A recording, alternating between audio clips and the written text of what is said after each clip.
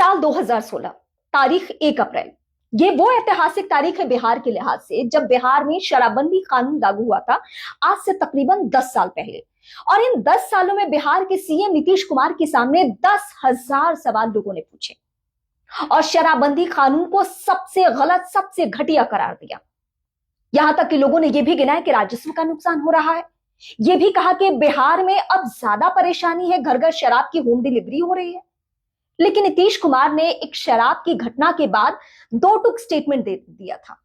जब जहरीली शराब पीने से कुछ लोगों की जान चली गई थी, तो नीतीश कुमार ने बेहिचक, बिना लाग लपेट दो टूक कहा, जो पिएगा वो मरेगा।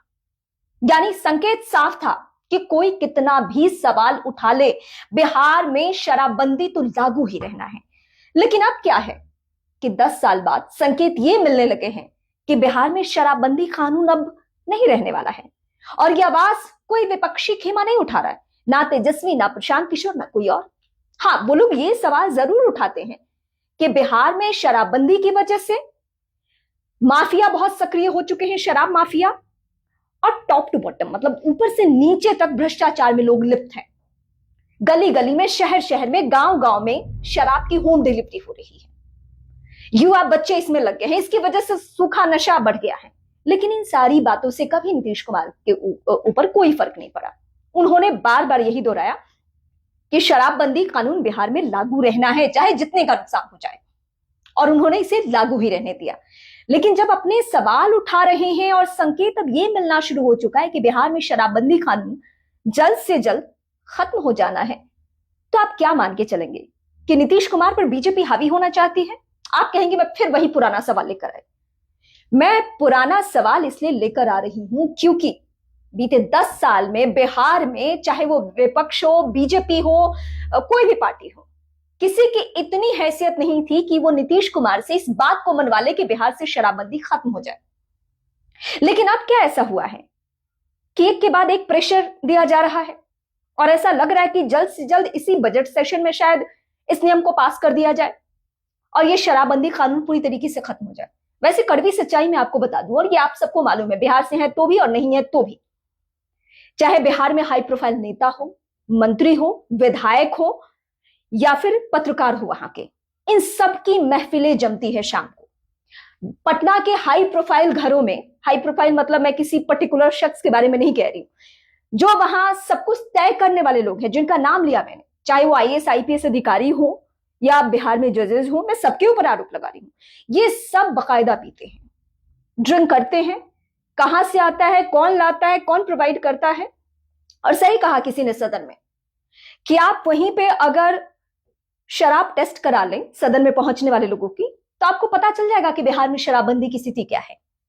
ये कड़वी सच्चाई है कि बिहार में वाकई कभी भी शराबबंदी रहा ही नहीं। मतलब नीतीश कुमार का जो नियम था, वो नियम तो बेहतर था, लेकिन जो पालन करने वाले लोग थे वही भ्रष्टाचार में लिप्त हो गए। यानी बिहार के वो पुलिसकर्मी या वो डिपार्टमेंट जो ये पूरा कामकाज देखता है शराबबंदी से रिलेटेड, ये सब के सब बिक गए।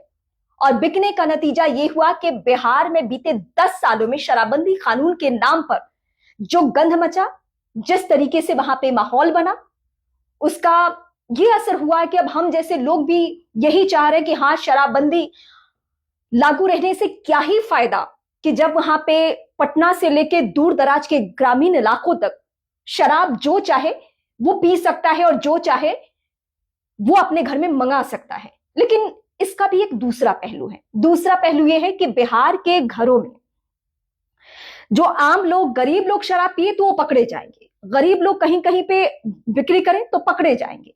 लेकिन जो हाई प्रोफाइल लोग हैं, जिनका भी मैं जिक्र कर रही थी, चाहे बिहार के वो जर्नलिस्ट हो, बिहार के विधायक हो, मंत्री हो, ये सब कभी नहीं पकड़े जाते। आप एक नाम याद दिलाइए मुझे, जब किसी के घर में, मुझे याद आता है संभवतः 2020 के चुनाव के दौरान मैं पटना के एक होटल में एंट्री ले रही थी और तकरीबन 1 महीने से ज्यादा मुझे वहां रहना था। तो उन दिनों रूल इतना कड़ा था कि जब आप पटना के किसी होटल में एंट्री कर रहे हैं तो वहां बाकायदा आपसे एक लेटर साइन करवाया जाता था कि शराबबंदी कानून है और यहाँ पे ना एंट्री करनी है, ना यहाँ पे लाना है, और अगर कोई भी पकड़ा जाता है तो सख्त से सख्त सजा मिलने वाली है। लेकिन नीतीश कुमार ने इन तमाम बातों को दरकिनार किया, चाहे जितने सवाल उठे। उन्होंने कभी, अभी भी वो चुप है, अभी भी वो चुप हैं, लेकिन जिस तरीके से प्रेशर पॉलिटिक्स खेला जा रहा है उससे संकेत साफ है कि नीतीश कुमार के ऊपर अब बीजेपी हावी होना चाहती है। हावी इस लिहाज से होना चाहती है कि अगर जिस दिन शराबबंदी कानून खत्म कर दिया जाए तो आप मान लीजिए कि नीतीश कुमार के होने और ना होने का मतलब ही क्या बनता है। क्योंकि 2016 में शराबबंदी कानून लागू किया गया था और ठीक एक साल बाद एक सर्वे रिपोर्ट नीतीश कुमार ने देखी, सर्वे रिपोर्ट तैयार करवाया और उससे यह पता चला कि वाकई बिहार में स्थिति सुधरी थी। और नीतीश कुमार ने क्यों शराबबंदी कानून लाया था यह भी मैं आपको जरा ब्रीफ कर दूं। बिहार के पता ही होगा, जब वो अपने चुनाव के दौरान या ग्रामीण इलाकों से फीडबैक लेते थे और कुछ दलित बस्तियों में जाना या उन जगहों पे जो रिमोट एरिया है वहां पे घरेलू हिंसा में बहुत बढ़ोतरी थी। मतलब महिलाओं के साथ मारपीट, शराब पीकर, या वो कोई काम नहीं करते थे, रोजगार नहीं करते थे। और जो महिला वोट बैंक तैयार किया नीतीश कुमार ने, उसमें सबसे बड़ी भूमिका शराबबंदी की भी थी। और इसीलिए जब राजस्व के नुकसान की बातें लोगों ने कही कि इतना राजस्व का नुकसान हो रहा है, तो नीतीश कुमार को कोई फर्क नहीं पड़ा। मैं आपको एक डेटा बता देती हूं, 2015-16 तक 3142 करोड़ रुपए मिलते थे, किससे? शराब बिकने की वजह से। लेकिन अब वो शून्य हो गए थे 2016 के ठीक बाद से। और राज्य में शराबबंदी के नाम पर 40,000 करोड़ से ज्यादा की अवैध समानांतर अर्थव्यवस्था चल रही है। ये मौजूदा वक्त की रिपोर्ट है। लेकिन फिर भी नीतीश कुमार ने किसी भी दिन ये संकेत नहीं दिया। इस चुनाव के दौरान भी प्रशांत किशोर ने खुलकर कहा कि अगर मेरी सरकार आ जाती है तो बिहार में मैं शराबबंदी नहीं लागू रखूंगा, मैं शराब ओपन कर दूंगा। लेकिन इस बात से भी जनता को कोई फर्क नहीं पड़ा। अब समाज सुधार के नाम पर नीतीश कुमार ने कदम उठाए थे और अब 10 सालों बाद स्थिति ये हो गई है कि बीजेपी और उनके एनडीए के जो सहयोगी दल है वो एक सुर में एक के बाद एक सवाल उठाना शुरू कर चुके हैं कि शराबबंदी कानून पूरी तरीके से खत्म कर दिया जाए, अब इसकी जरूरत नहीं है। मतलब सरकार एक तरीके से यह भी मान रही है कि हम इसे संभाल नहीं पा रहे, हम भ्रष्टाचार को रोक नहीं पा रहे हैं। जो वहां पे सूखा नशा का एक व्यापार चल रहा है जिसमें युवा बहुत हद तक गिर चुके हैं, उस नशे को भी नहीं खत्म किया जा रहा है। कहानी बहुत अलग है जिसे आपको समझने की जरूरत है। यह शराबबंदी कानून खत्म कर देना मतलब नीतीश कुमार को पूरी तरीके से खत्म कर देना। यह उनका ड्रीम प्रोजेक्ट था। इसके जरिए बिहार के बाहर भी बहुत सवाल उठे, लेकिन नीतीश कुमार ने कभी समझौता नहीं किया। एक भी दिन ऐसा नहीं आया जब वो ऐसे सिचुएशन में हो जहां वो पे हार मान ले और कह दे कि नहीं नहीं बिहार में शराबबंदी कानून हम खत्म कर देंगे। लेकिन अब जब नीतीश कुमार की स्थिति आप हर दिन सदन के जरिए, सार्वजनिक मंच के जरिए देख रहे हैं, तो उसके बाद आप मानकर चलिए कि जिस दिन शराबबंदी कानून खत्म कर दिया जाता है, आप समझिएगा कि सिर्फ सिंबॉलिक है नीतीश कुमार बिहार में मौजूदा स्थिति में। हालांकि मैं पहले से भी कहना शुरू कर चुकी हूं कि अब सिर्फ वो कुर्सी पे बैठे हैं, किसी भी डिसीजन में बिहार में जो भी निर्णय लिए जा रहे, जो भी फैसले लिए जा रहे, उसमें नीतीश कुमार की छाप नहीं दिखती है।